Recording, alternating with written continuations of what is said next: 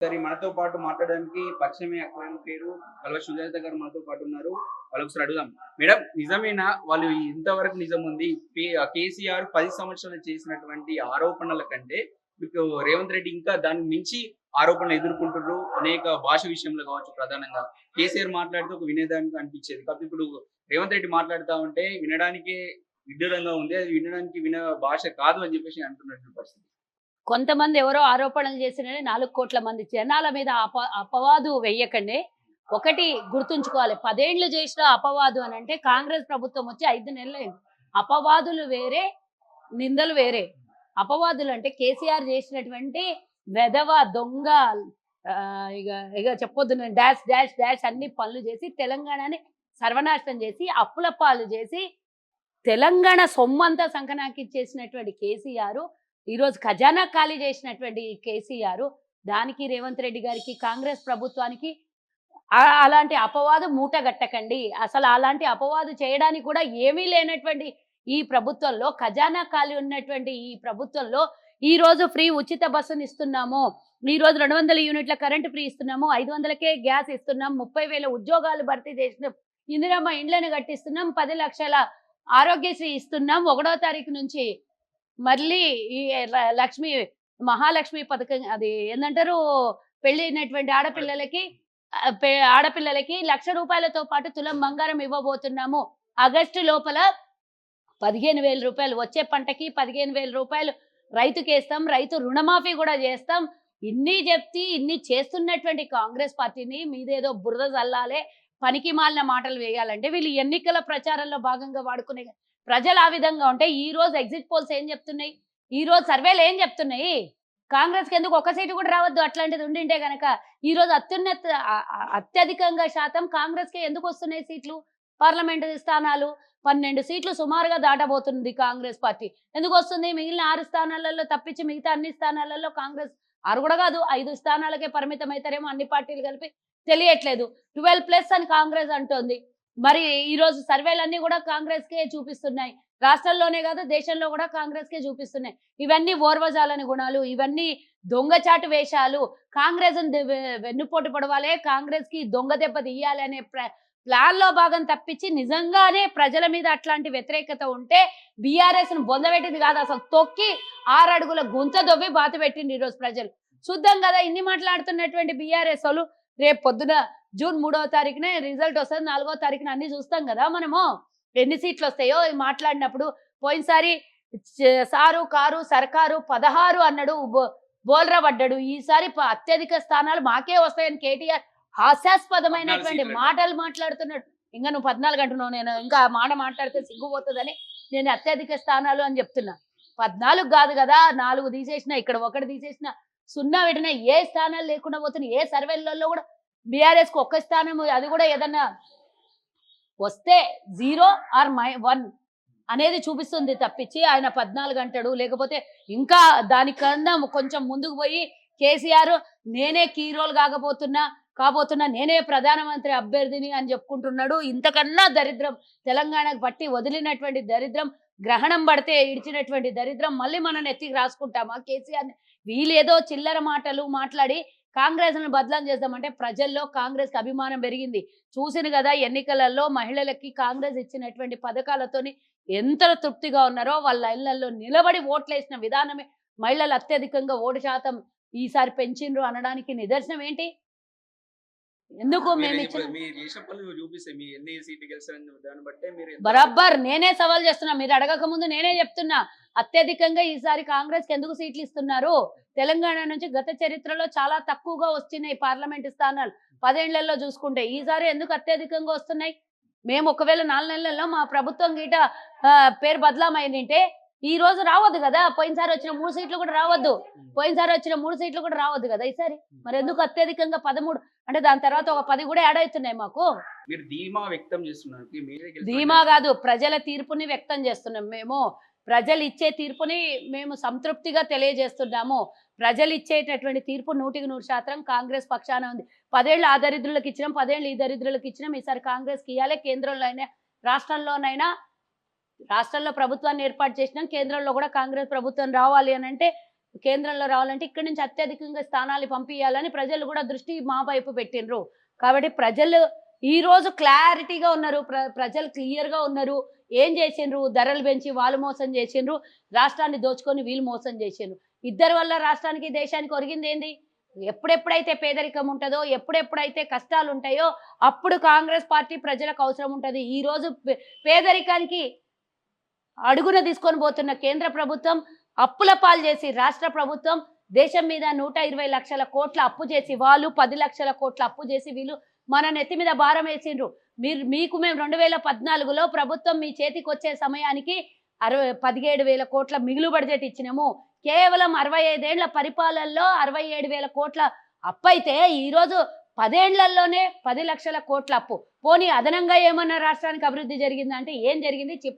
చిప్పకూడు చేతికి ఇచ్చిండు కేసీఆర్. ఇంకా మీరు మాట్లాడితే ఇంకా కొట్టేటోళ్ళు తక్కువ ఉన్నారు అనుకుంటా. బయటికి పోతే ఇక దేత్తడి పోచమ్మ గుడి అన్నట్టు మీ సంగతి చూపిస్తారు ప్రజలు. ఇక గాదానికి వేచి చూడండి. ఇక పూర్తిగా వచ్చేవి కూడా మళ్ళా ఇంకో నెల రోజుల లోపల లోకల్ బాడీ ఎలక్షన్లు రాబోతున్నాయి. అప్పుడైతే పూర్తిగా ఇప్పుడు కాస్తో కూస్తో నేషనల్ బీఆర్ఎస్ వర్సెస్ కాంగ్రెస్ ఉంది కాబట్టి కాస్త బీజేపీ వైపు కాస్త కొన్ని సీట్లు ఇచ్చడానికి అదే చెప్తున్నా. ఇప్పుడు మొన్న జరిగిన ఎన్నికల్లో బీజేపీకి పూర్తిగా సపోర్ట్ చేసింది, సహకరించింది. లోకల్ బాడీ ఎలక్షన్లలో బీజేపీకి ఎవరు కూడా దగ్గర రానియరు. అప్పుడు వీళ్ళ గతి ఏంది, బీఆర్ఎస్ వాళ్ళ గతి ఏంది అని నేను అడుగుతున్నా. నిన్న మీరు సహకరించారు బీజేపీకి. నిన్న ఎలక్షన్లలో మీరు పూర్తిగా బూతుల దగ్గర నిలబడి మరీ భయం లేకుండా గతంలో ఒకవేళ మేమే ఇట్లా ఎవరైనా బూతుల దగ్గర నిలబడితే మమ్మల్ని పోలీసులు, ఈసీలు అందరు తరిమి కొడుతుండ్రు. కానీ ఈరోజు మేము స్వేచ్ఛనిచ్చినాం కదా అని చెప్పి దాన్ని అనర్థాలకు వాడినటువంటి బీఆర్ఎస్ బీజేపీకి ఓటేయమని డైరెక్ట్గా బూతుల దగ్గర నిలబడి వాళ్ళ ఎవరైతే కాస్తో కూస్తో ఉన్న బీఆర్ఎస్ ఓటర్లను కూడా అటు బీజేపీకి ఓటేయించే ప్రయత్నం చేశారు. అంటే అది పోయింది, సంక్రాంతి పోయింది, ఇది అయిపోయింది. రేపు పొద్దున లోకల్ బాడీ ఎలక్షన్లలో పోటీనే ఉండదు కాంగ్రెస్ కి. మీరు అంటున్నట్టు నిజంగా కవితను జైల్లో పెట్టిరు, కూతురు ఎవడో జైల్లో పెట్టినోడు బీజేపీ పెట్టింది అనుకోండి. మీరు ఒప్పుకున్నారు కదా. వాళ్ళు ఏమంటారు తెలుసా? అసలు సిబిఐ, ఈడీ అవన్నీ స్వచ్ఛంద సంస్థలు, మాకేం సంబంధం, వాళ్ళు జైల్లో పెట్టిందంటారు మేము వాదించినప్పుడు. ఇప్పుడు మీరు నోట్ల నుంచే మీరు అంటున్నారు కదా జైల్లో పెట్టింది బీజేపీ అంటే దీనికి ఒప్పుకున్నట్టే, రాష్ట్ర ప్రజలకు తెలిసినట్టే, బీఆర్ఎస్ ఒప్పుకున్నట్టే, బీజేపీ చేసినట్టే. ఇది నేను అడుగుతా, 2.5 సంవత్సరాల నుంచి ఈ ఇష్యూ నడుస్తూనే ఉంది. 2.5 సంవత్సరాల కిందనే బీజేపీ ఎందుకు కవితను లోపలేపియలేదు? ఎందుకంటే రాష్ట్రంలో కేసీఆర్ అధికారంలో ఉన్నాడు. మీరు అంటున్న ప్రశ్న ఏంది? బీఆర్ఎస్ వాళ్ళు బీజేపీ సపోర్ట్ చేసినట్టు అంటే కూతుర్ని నేనే సాక్ష్యము. నా ఊర్లో నేనే సాక్ష్యము. 20 బూతుల కాడ నేను అన్ని బూతులు వేసి వచ్చిన. కార్యకర్తలు కాదు, కౌన్సిలర్లు, వాళ్ళ చిన్న లీడర్లు అందరు నిలబడి బీజేపీకి ఓటేయండి, మాకు ఏకున్న పర్లేదు బీజేపీకి వేయండి డైరెక్ట్ చెప్పినటువంటి విషయం. నేను లైవ్ ఎవిడెన్స్ నేను మీకు మీ మీడియా సాక్ష్యంగా చెప్తున్నా. మీరు కూడా చూసిండ్రు అంత మళ్ళీ నువ్వెట్లా అనుకుంటావు? ఓటర్ని ఇగో బాయి కాడికి దాహం ఉన్నోని దాహం ఉన్నోనికి బాయి వరకు పంపించగలుగుతావు, కానీ నేను దగ్గరుండి నీళ్ళు తాగిపించలేవు కదా, వాళ్ళే తాగాలి. ఈ రోజు నువ్వు పంపించిన ఓటర్ని, కానీ ఓటర్ నీ మీద వ్యతిరేకంగా ఉన్నారా, బీజేపీ మీద వ్యతిరేకంగా ఉన్నారా, అది నీకు తెలియదు కదా. సైలెంట్ ఓటింగ్ ఎవరికి పడిందో నీకేటో తెలుస్తుంది. నువ్వు పంపించినావు, బూత్ దాకా పంపించినావు, బూత్లకు పోయి ఓటు ఎవరికి వేసినా నీకేం తెలుస్తుంది? ఈ దొంగనా కొడుకులు ఇద్దరు ఒకటైనరు. దీని మధ్యలో కాంగ్రెస్ బెటర్ కదా. కాంగ్రెస్ ని ఇబ్బంది పెట్టడం కోసమే వీళ్ళిద్దరు ఒకటైనరు. వాళ్ళ బిడ్డను రక్షించుకోనికి, బిడ్డకు బెయిల్ ఇప్పించుకోవడానికి ఈ రోజు బీజేపీ కోటేయమంటుండాలి. బీఆర్ఎస్ వాళ్ళు ప్రతి ఒక్కరు కూడా ముంగల్కి వచ్చి బీజేపీ కోటేపించింది అంటే అంతరార్థం ఓటర్కి అర్థం కాలేదా? మరి అంత ఏమన్నా ఇంకో 100 సంవత్సరాలు వెనక్కి పోయినామా? ప్రతి ఒక్కరు చదువుకున్నారు, ప్రతి ఒక్కరు సోషల్ మీడియా చూస్తున్నారు, ప్రతి ఒక్కరికి తెలివి ఉన్నది కాబట్టి వాళ్ళు ఆలోచిస్తున్నారు. ఈరోజు మమ్మల్ని బూత్ దగ్గర పోయి మాకు ఓటేయమని చెప్తారా ఈ దొంగలు అని వాళ్ళు కూడా ఆలోచిస్తారు కదా, ఓటర్ కూడా. కాబట్టి అదే జరగబోతుంది. Silent vote killing for BRS and BJP. Definite వాళ్ళిద్దరు ఒకటైనరు అంటే ప్రజలకు ఏమనిపిస్తుంది? కాంగ్రెస్ కోసమే వీళ్ళిద్దరు ఒకటైనరు, బిడ్డను రక్షించుకోవడం కోసమే కేసీఆర్ బీజేపీతో చేయగలిపిండని అర్థం కదా. అరే ఒప్పందం అనే ముందే నువ్వే చెప్పినావు. ఇప్పుడు మేము కూడా చూసినాం లైవ్ ఎవిడెన్స్ అని నువ్వే చెప్తున్నావు. ఎందుకోసం మళ్ళీ బీఆర్ఎస్ బీజేపీకి ఇంకా ఇదంతా మతలబు కాకపోతే ఎందుకు బీజేపీకి ఇస్తుంది ఆ స్థానాల్ని? వాళ్ళకు కూడా బతకాలని ఉంటది కదా పొలిటికల్ గా. మరి పొలిటికల్ గా సావాలని ఏ పార్టీకి ఆ పార్టీ అనుకుంటుందా? పొలిటికల్ గా సావాలి అనుకుంటే ఈ రోజు బీఆర్ఎస్ కి బీజేపీకి బీఆర్ఎస్ లొంగిపోయింది. సచ్చినా పర్వాలేదు, పార్టీని నమ్ముకున్న కొంతమంది కార్యకర్తలు పాపం పార్టీ కోసం పనిచేసి ఎన్నో ఏళ్ళు ఉన్నటువంటి కార్యకర్తలు, ఉద్యమంలో కొట్లాడినటువంటి అందరు ఉన్నారు. నేను అందరినీ తిట్టాను, కొంతమంది మంచోళ్ళు కూడా ఉండొచ్చు.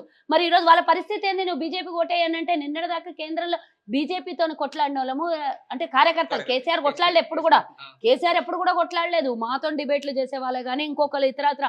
నిజంగానే రాష్ట్రంలో కేసీఆర్ ప్రభుత్వం ఉన్నప్పుడు ఆయన చాలా మాట్లాడిండు.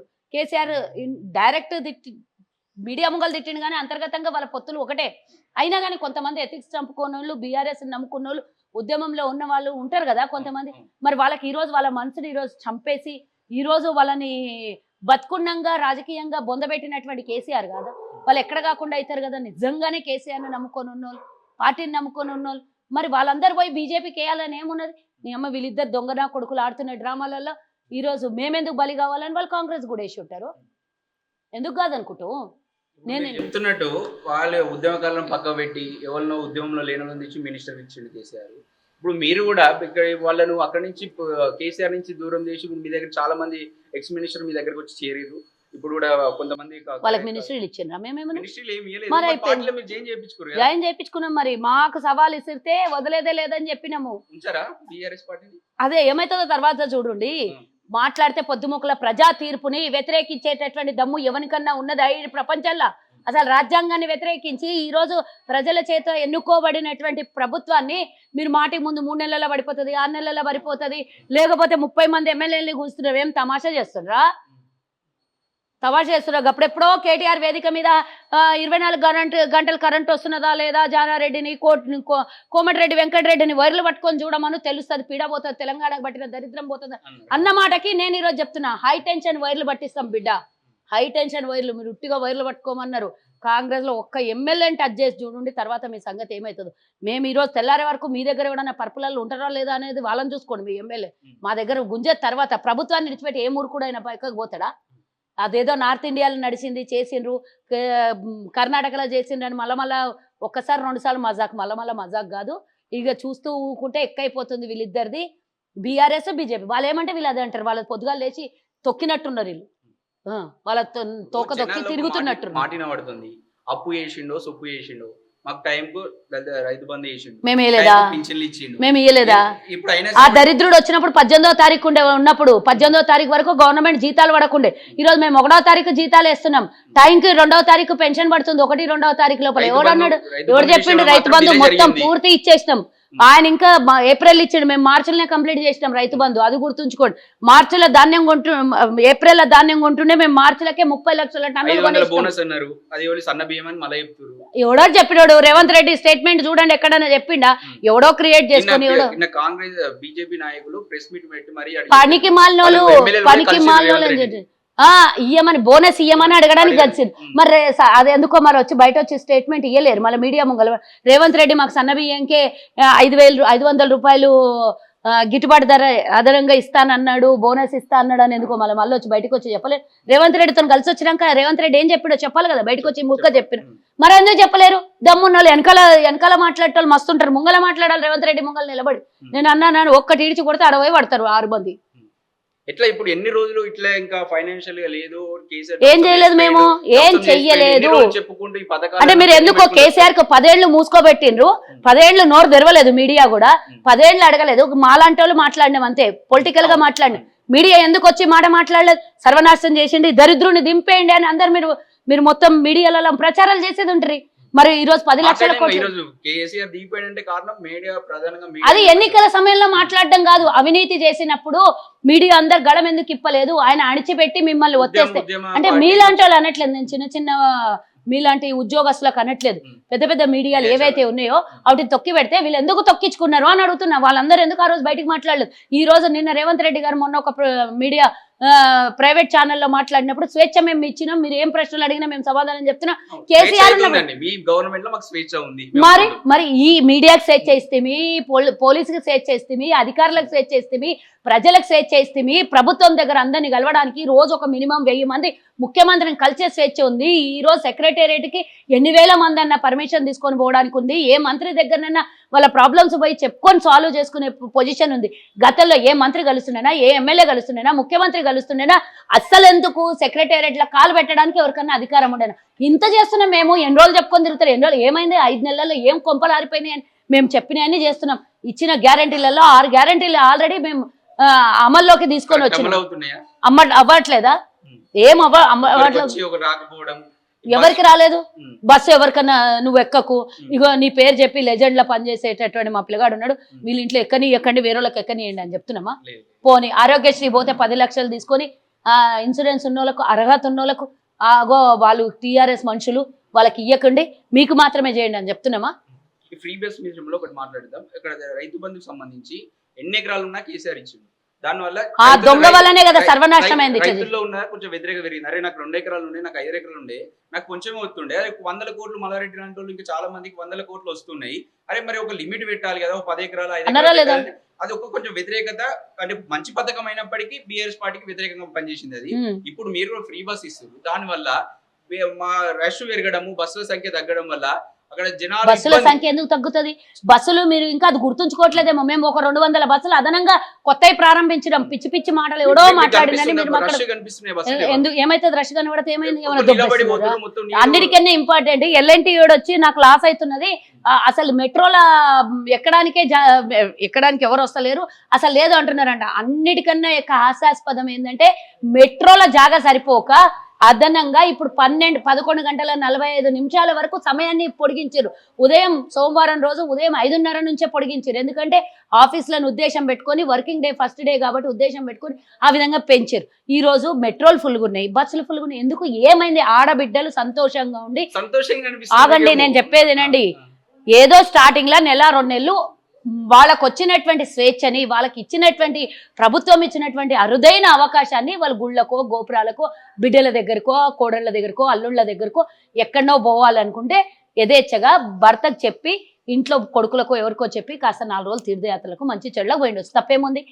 ఆడవాళ్ళకి ఈ రోజు ఇచ్చినటువంటి ఈ మంచి అవకాశాన్ని వినియోగించుకుంటే కళ్ళెందుకు గుడుతున్నాయి వీళ్ళకి? ఏడ బస్సులు నడు బదులు ఎవరు రివీల్ చేయాలి? మాకు మహిళలు వచ్చి వద్దు అని ముక్కుమ్మడిగా చేసి ధర్నా చేయమని నన్ను వద్దు అని చెప్పమని, ఎవడో గొట్టంగాడు చెప్తే మేము చెయ్యం. ప్రజలకు ఇచ్చినటువంటి వసతులు వాళ్ళు ఆనందంగా ఉన్నారా లేదా, వాళ్ళ కళ్ళల్లో ఆనందం చూస్తున్నామా లేదా అనేది మాకు ఇంపార్టెంట్. నేను అడుగుతున్నా, నేను చెప్పేది నండి, 100లో 10 మంది బాధపడడం మాకు ఇంపార్టెంట్ కాదు, 100లో 90 మంది సంతోషపడడం మాకు ఇంపార్టెంట్.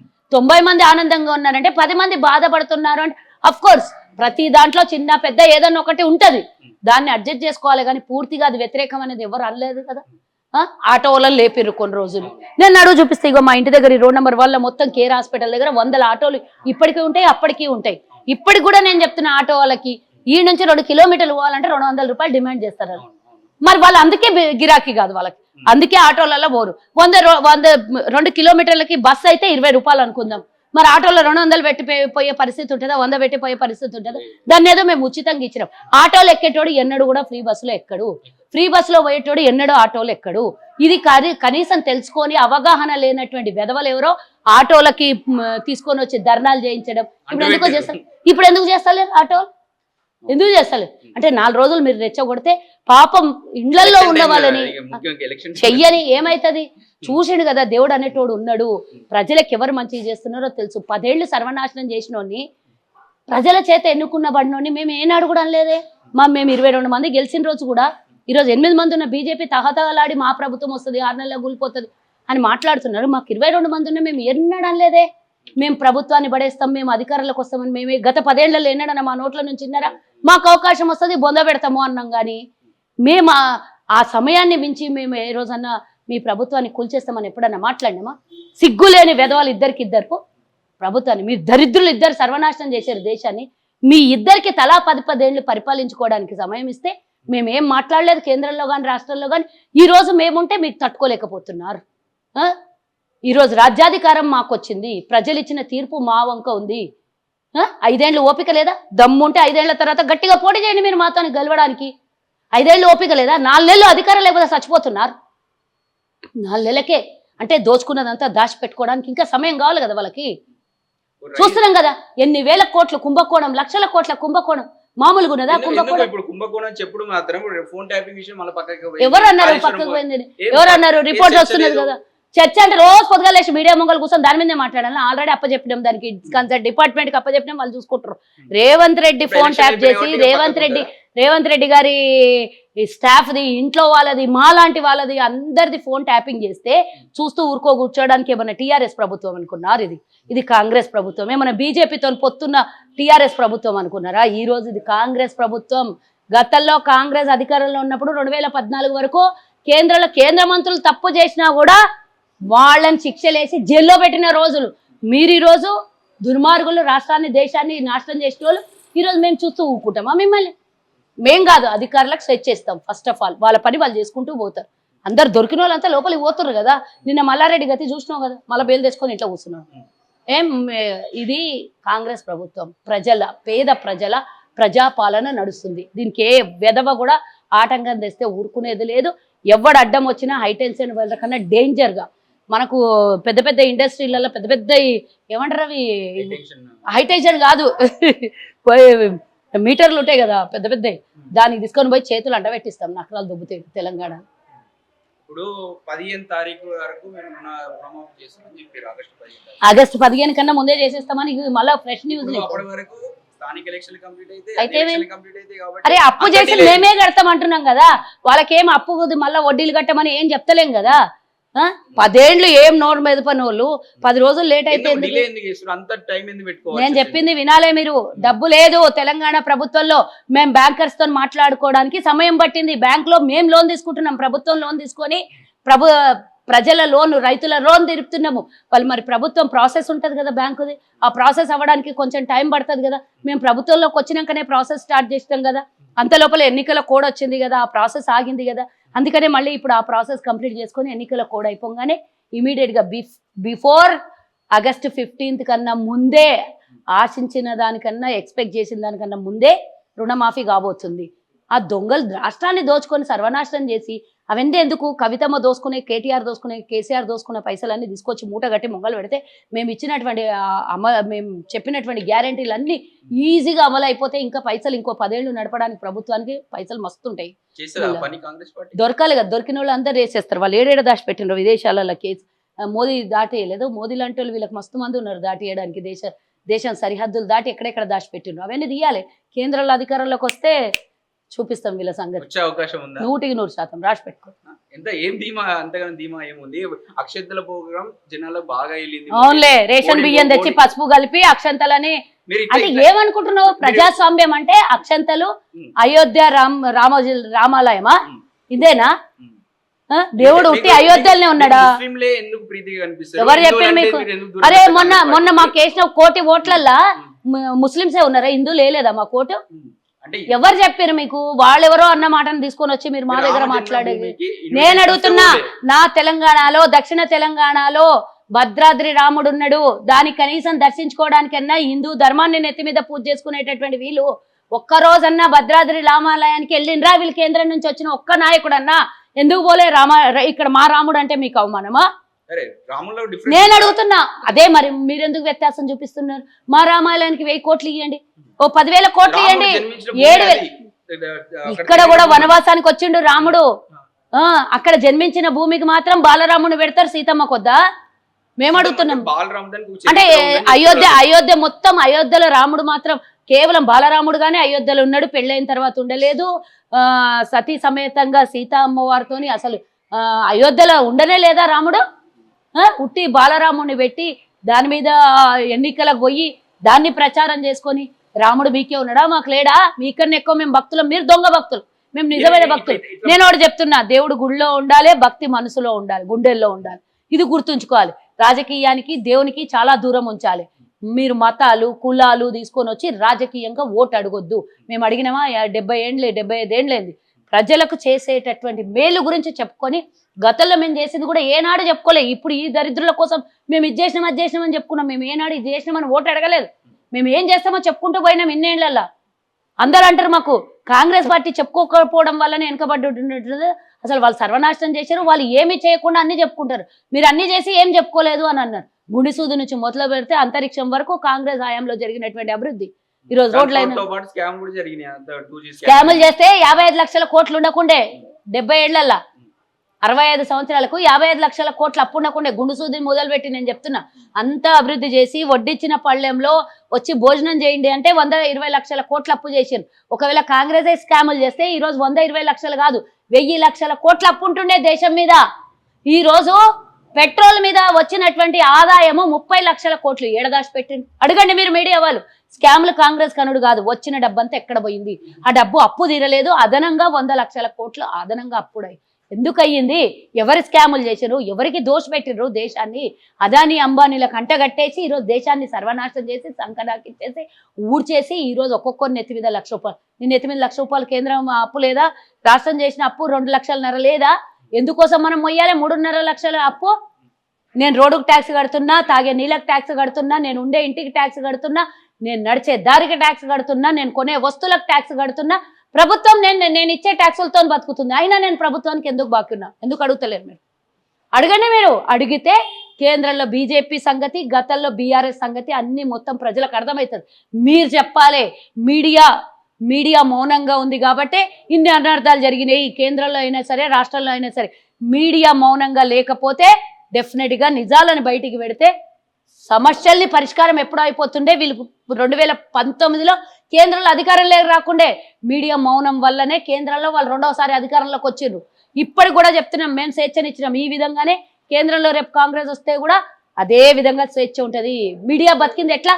మేము ఆ రోజు కంట్రోల్ చేస్తే మా దగ్గర 10 ఛానల్ సొంతం ఉంటుండే. ఇట్లాంటి మీడియా ఎవరు కూడా బతకకుండ్రి. ఈరోజు మీడియా ఎందుకు వాళ్ళ సొంతమైంది? ఈరోజు పొద్దున్న నేను లైవ్లు చూస్తున్నా, ఉత్తరప్రదేశ్ ఎన్నికలలో ఎవరో బీజేపీకి వ్యతిరేకంగా మాట్లాడుతుంటే వాళ్ళ దగ్గర చోలో ఉన్నటువంటి ear phones head office connect అయినాయి టీవీ ఛానల్కి, ఇమీడియట్గా కట్ చేసేసారు. ఇదా జరిగేది NDTVలో. నేను లైవ్ చూస్తున్నా పొద్దున, బీజేపీకి వ్యతిరేకంగా మాట్లాడంగానే లైవ్ కట్ అయిపోయింది. ఇది ఎన్ని రోజులు? ఇలా పక్కన పెట్టుకుంటే ప్రభుత్వంలో ఇంతకుముందు కేసీఆర్ ఎందుకు కదిలింపారంటే దొరల పాలన, ఏకఛత్రాధిపత్యం నడుస్తుంది. ఇప్పుడు కాంగ్రెస్ పార్టీలో కూడా రెడ్ల పాలన స్టార్ట్ అయ్యింది. అధికారంలో ఉన్నటువంటి క్యాబినెట్ కావచ్చు, లేకపోతే అధికారంలో బదిలింపులు మొత్తం రెడ్లకే. నేను ఒక మాట చెప్తున్నా, కేసీఆర్ నేను చెప్పేది నేను నిజాయితీగానే చెప్తా. నిజాయితీగా కార్యకర్తలను పనిచేసే నేను ఒక నిమిషం చెప్తున్నా. మాకు ఎవరని చెప్పారు? వాళ్ళు ఎవరో పుట్టించినట్లు కాదు, నేను చెప్తా. మేము 39 మందికి రెడ్లకు టికెట్లు ఇస్తే వాళ్ళు 42 మందికి ఇచ్చారు బీఆర్ఎస్. మళ్ళీ మా రెడ్ల పరిపాలన అంటే గెలిచిన వాళ్ళు అధికారంలోకి వచ్చిండ్రు, అధికారంలోకి వచ్చిన వాళ్ళకి పదవులు వచ్చినాయి. దాంట్లో తప్పేముంది? అత్యధిక స్థానాలు రెడ్లు గెలిచిన వాళ్ళకి స్థానాలు వచ్చినాయి. దాంట్లో భాగంగానే అరే కాంగ్రెస్ ఇప్పటి నుంచే కాదు, ఎప్పటి నుంచో రెడ్లు చాలా మంది పరిపాలించిర్రు. కానీ ఎవరిని ఒక్కొక్కరిని నెత్తి మీద పెట్టుకుని ఇంకొకరిని అవమానించలేదు. కాంగ్రెస్ పార్టీ అందరితో కలుపుకొని పోయింది. అవకాశం అందరికి ఇచ్చింది, చిన్న పెద్ద అందరికి ఇచ్చింది. కింద స్థాయి నుంచి చూసేదే కాంగ్రెస్ పార్టీ. కేవలం కేసీఆర్ లాగా పైసలు ఇచ్చినోడికి, లేకపోతే పక్క పార్టీల కోసము తెలంగాణకు వ్యతిరేక ద్రోహులకు ఇయ్యలే కాంగ్రెస్. ఇంకో విషయం, ఇక్కడ పాత బస్తీకి సంబంధించి వస్తే ఇక్కడ మీ క్యాండిడేట్ డమ్మీ అయిన ముచ్చటనే కనిపిస్తుంది. ఎవరు చెప్పారు? మీరు అట్లా మా క్యాండిడేట్ ని అవమానించొద్దు అంటున్నా. మా క్యాండిడేట్ అయినా మీరే అంటారు కాంగ్రెస్ ఏమో. మరి అయినా కాంగ్రెస్ రాజకీయంగా కాంగ్రెస్ పార్టీలోనే కండువా కప్పుకొని ఉన్నటువంటి వ్యక్తి. ఫెరోజ్ ఖాన్ విషయం చెప్తా, నా విషయం చెప్తా. ఫెరోజ్ ఖాన్ విషయం ఫెరోజ్ ఖాన్ కి వెళ్ళి అడుగు, నాకు సంబంధం లేదు. నేను ఒకటి అడుగుతున్నా, కాంగ్రెస్ అయిన DCC హైదరాబాద్ అధ్యక్షుడు, ఆయనకి ఇచ్చింది కాంగ్రెస్. అరే ఇయ్యలేదు అని అంటే అన్ని ఈక్వేషన్ ఫెరోజ్ ఖాన్ కి ఇస్తే కరెక్ట్ అవుతుంది. పాపం లాస్ట్ టైం కూడా డబ్బు ఖర్చు పెట్టుకొని ఆర్థికంగా ఇబ్బందులు ఎదురైనటువంటి ఫెరోజ్ ఖాన్ ఎమ్మెల్యేగా 4 సార్లు 5 సార్లు ఓడిపోయాడు, ఎంపీగా ఒకసారి ఓడిపోయాడు. ఎన్నిసార్లు ఇబ్బంది ఫేస్ చేస్తారో చెప్పండి. కొత్త వాళ్ళకు కూడా ఛాన్స్ ఇవ్వాలి కదా. ఎవరన్నారు కొట్లాడలేదని? నేను అన్నానా? అనలేదు కదా. ఆయనకు అవకాశం ఇవ్వాలి అని అంటే పార్టీ కూడా ఏదో ఒకటి వాళ్ళిద్దరి మధ్యలో ఈక్వేషన్స్ ఏమైనా జరిగి ఉంటాయి. అది ఫెరోజ్ ఖాన్ అడిగితే తెలుస్తుంది, నాకేం అడిగితే తెలుస్తుంది. కానీ డమ్మీ అనడం అనేది నేను అవమానించినట్టు అంటాను నేను. ఎందుకంటే మా క్యాండిడేట్ డమ్మీ అని ఎట్లా అంటారు మీరు? కాదు, మా క్యాండిడేట్ పుట్టపూర్వకం రాజకీయంగా మీరు తీసుకోలేదేమో విజువల్స్, నేనేం చేయను దానికి. విజువల్స్ మీరు తీసుకోలేదేమో, నేనేం చేయలేను కదా దానికి. ప్రచారం చేయకుండా ఒక క్యాండిడేట్ ఊరికి గాలికి ఇడిచేస్తాడా? అంటే మాధవీలత లొల్లి చేసి పెయిడ్ ఛానల్ అని మాట్లాడుకొని డబ్బులు పే చేసేసి మీడియాలో హైప్ అయితే ఆమె కరెక్ట్ అంటారా? చెప్పండి. ఇప్పుడు ఆమె దగ్గర డబ్బు లేకపోతే మోదీ ఆమెకు టికెట్ ఇస్తుండేనా? ఆమెకు వై క్యాడర్ ఇస్తుండేనా? అదే పేదోనికి ఇయ్యమని చెప్పు. పేదోనికి టికెట్ ఎందుకు ఇయ్యలేదు బీజేపీ? స్కాములు చేసిన మాధవి లతకి ఎందుకు ఇచ్చారు టికెట్? మా దగ్గర అన్ని విధాలా స్వచ్ఛందంగా వర్క్ చేసినటువంటి వ్యక్తికి కాంగ్రెస్ టికెట్ ఇచ్చింది. ఇప్పుడు ప్రధానంగా బీజేపీ వాళ్ళు కాంగ్రెస్ పార్టీకి తెలిసి ఆ పాదవస్తుల రిగ్గింగ్ మళ్ళీ జరుగుతుంది అని చెప్పేసి వాళ్ళు కాంగ్రెస్. నేను ఒకటి చెప్తున్నా, ఈసీ సెంట్రల్ ఈసీ ఏం పీకింది అని అడుగుతున్నా నేను. మీ చేతిలోనే ఉంటది కదా, మీ చేతిలోనే ఉంది కదా సెంట్రల్ ఈసీ. మేము శ్రీరామ నవమి రోజు అధికారికంగా ఒక ప్రభుత్వ పరంగా ముఖ్యమంత్రి వెళ్ళి పట్టు వస్త్రాలు ముత్యాల తలంబ్రాలు ఇయ్యాల్సినటువంటి స్థానంలో దేవునికి పండగ రోజు కూడా ఆంక్షలు విధించి మా అధికారుల్ని మా వాళ్ళని ఎవరిని పోనీయకుండా మీరు ఆపగలిగిన ఈసీ. ఈరోజు పాత బస్తీలో రిగ్గింగ్ చేస్తుంటే ఏం చేస్తున్నా నేను కూడా అడుగుతున్నా. ఎంఐఎంకే తిడుతున్నా నేను కూడా. సెంట్రల్ ఈసీ ఏం చేస్తుంది అని అడుగుతున్నా. దొంగ ఓట్లు వేస్తుంటే ఏం చేస్తుంది? లేదా దొంగ రిగ్గింగ్ ఒకటే కాదు, వాళ్ళు సృష్టించుకున్నటువంటి నకిలీ ఓటర్లను ఎందుకు ఏరిపాడేయలేదు ఈసీ అని అడుగుతున్నా. మేము వచ్చి 4 నెలలు అయింది, మాకు ఈసీ స్వేచ్ఛ ఇస్తే మేము మొత్తం ఏరిపడేస్తుంటే ఏం చేశారు? పోయినసారి 23 లక్షల ఓట్లను తొలగించారు 2018 ఎలక్షన్లలో. ఈసారి బతుకున్న ఓట్లను తీసేసారు. ఆడ దొంగ ఓట్లను ఉంచారు. అట్లనే బతుకున్న నా తాండూరులో ఒక్కొక్క బూత్లో 50 నుంచి 100 ఓట్లు పోయినాయి. ఎవరిని అడగాల మేము? అసెంబ్లీ ఎన్నికలలో ఓటేసిన వాళ్ళు పార్లమెంట్కి వచ్చే వరకు తీసేసారు. ఇది సెంట్రల్ ఈసీ పని కాదా? కాంగ్రెస్ ఫేవర్ ఉన్న ఓట్లన్నీ తీసేసారు. నేను స్వయాన బాధపడ్డ ప్రతి బూత్లో. అన్నిటికీ ఏముంటే అది రుద్దేసి కాంగ్రెస్ మీద రుద్దేసి అయిపోయిందా? కాంగ్రెస్ అన్నిటికీ బాధ్యతనా? మరి కాంగ్రెస్ దేశాన్ని ఈరోజు స్వతంత్రం తెచ్చింది, తెలంగాణ ఇచ్చింది కదా, ఎందుకు అన్నారు? ఎవడో పనికి మాలిన వాళ్ళందరూ కాంగ్రెస్ గురించి మాట్లాడితే ఇక మస్తయింది. ఇక కేంద్రంలో కథమైపోయే రోజులు వచ్చింది, తెలంగాణలో కథమైపోయారు. ఇలా జాడ లేకుండా పోయడానికే ఇక వినాశకాలే విపరీత బుద్ధి ఎక్కువైపోయింది. మస్తయింది, బంద్ చేయమని చెప్పండి. Final question madam, KCR bus యాత్ర చేసుకొని రేవంత్ రెడ్డి మీద విమర్శలు చేసుకుంటూ రాష్ట్రం మొత్తం పెరిగింది, అందరు గ్రాఫ్ పెరిగింది అని చెప్పేసి నడిచింది. తర్వాత ఎలక్షన్ చూస్తే ఆ గ్రాఫ్ ఏం ఎఫెక్ట్ చేయలేదు. అసలు కేసీఆర్ ను ఎవరు పట్టించుకోలేదు. సెంట్రల్ చూసి, మోడీని చూసి, రాహుల్ చూసి ఓట్లు వేసి తప్ప అది మాకు మోడీని చూసి ఓట్లు వేసింది అంటే అనుకోండి కొద్దిసేపు. అంటే గ్రౌండ్ లో కాంగ్రెస్ మేము గ్రౌండ్ లో తిరిగేది మాకు ఏం చెప్తున్నాం ఏమని గ్రౌండ్ లో చూస్తూ ఉంటే మోడీని చూసి ప్రధానంగా రాహుల్ గాంధీ చూసి తప్ప ఇక్కడ ఎట్లుండవు భవిష్యత్తు ఇలా ఫ్యూచర్ బీఆర్ఎస్ పార్టీ భవిష్యత్తు ఎలా ఉండబోతుంది? మీరు బీఆర్ఎస్ ను ఏం చేయబోతున్నారు? మేమేం చేస్తాం? ప్రజలు చేసిర్రు, ప్రజలు తీర్పిచ్చిర్రు, మా చేతిలో ఏమున్నది? బీఆర్ఎస్ లో అవినీతి చేసిన వాళ్ళు, అవినీతికి పాల్పడిన వాళ్ళు అందరికీ అధికారులు చూసుకుంటారు. వాళ్ళకి శ్రీకృష్ణ జన్మస్థానాల ఇంకొకటే ఏం చేస్తారో వాళ్ళకి పోయేది జాగా ఏడున్నదో ఏ జాగా రేవంత్ రెడ్డి గారు క్లియర్ గా చెప్పిండ్రు. 2 బెడ్రూమ్ ఇల్లు బిడ్డకు, అల్లునికి, కొడుకు అందరికి గట్టిస్తాడు, ఆయనకే గట్టిస్తున్నాము అని చెప్పిండ్రు. వాడికి పోయే కాలం దగ్గర వస్తే పోతాడు ఆయన. ఇంకోటి, ఈరోజు అధికారంలో ఉన్నప్పుడే సారుకారు సర్కార్ అంటే 9 ఇచ్చిండ్రు. ఇప్పుడు అధికారంలో లేవు, ఏం చేస్తాడని కేంద్రంలో పోయి చెప్తాడు చెప్పు? అప్పుడు 9 మంది ఉంటే ఆడ కనీసం రైతు నల్ల చట్టాల మీద కొట్లాడలే, తెలంగాణ విభజన చట్టంలో ఇచ్చినటువంటి అమలుపరిచినటువంటి విషయాల మీద కొట్లాడలేదు, ₹1 నిధులు అదనంగా తెలంగాణకి తెచ్చుకోలేదు. ఇప్పుడు ఏమీ లేనోనికి నీకు ఈ ఆడబోయి ఓడలు కట్టి, బండ్లు కట్టి, రేవులు కట్టి యాడికి పోతాడని కేసీఆర్ ఏం చేస్తారు? ఆ కాస్తో కూస్తో ఏమన్నా 1, 2 అరా కొర వస్తుంది అనుకున్నా. కానీ వీళ్ళు డైరెక్ట్ గా బూతులలో నిలబడే బీఆర్ఎస్ నుంచి బీఆర్ఎస్ వాళ్ళకి అందరికి బీజేపీకి ఓటేయండి అన్నప్పుడు వాళ్ళకు ఉన్న స్థానం కూడా ఖతం అయిపోయింది కదా. ఏంటన్నా ఆడా ఈడ నోటాకు ఓటా కన్నా కొంచెం ఏదన్నా అటు ఇటు వస్తే తెప్పలేం. కానీ పూర్తిగా వాళ్ళ చెడదొబ్బుకున్నారు. ఆ 6-7 సీట్లు పూర్తిగా వాళ్ళ సీట్లను వాళ్ళకి కేటాయించేసారు. ఎక్కడెక్కడైతే కాంగ్రెస్ గట్టిగా ఉందో ఆడ బీజేపీకి ఓట్లు వేయమని చెప్పారు. రైట్, ఏ విధంగా ఎంతవరకు ఈ ప్రభుత్వం సక్సెస్ అవుతుంది? ఆగస్టు 15 టార్గెట్ ఎంతవరకు రీచ్ అవుతారో తర్వాత ఆగస్టు 15 తర్వాత మళ్ళీ మాట్లాడదాం. తర్వాత